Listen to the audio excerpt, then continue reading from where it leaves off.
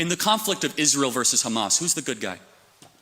I believe both Hamas and the Israeli government are evil, but I think also that there is no justification. Are they equally? There is no justification for the murder and mutilation of thousands of innocent people and children in a futile. Let's zero in on it. There is no justification, Mr. Kirk, for invading hospitals, for bombing innocent populations and dragging out a war which is damaging Israel and the West's security. You've made that point, but it's not a point, it's a moral truth, isn't it? Okay, yeah.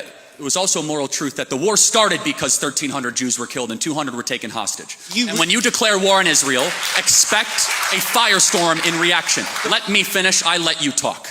Israel, at its holiest day of the calendar year besides Yom Kippur and Rosh Hashanah, Samat Torah, the 50-year anniversary of the Six-Day War.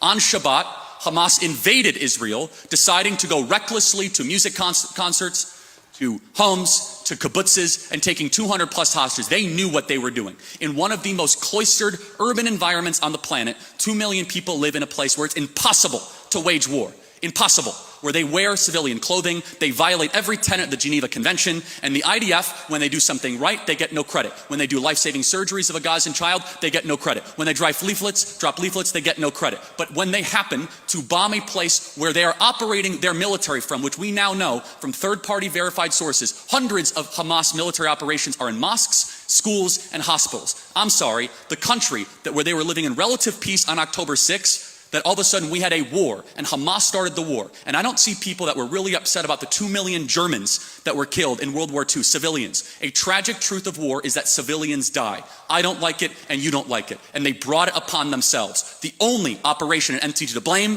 is the leadership of Hamas, not the Israeli government, for fighting this defensive war after they were invaded. There is a good guy, and there is a bad guy. I honestly... Isn't that the morality of a child? Well, hold on.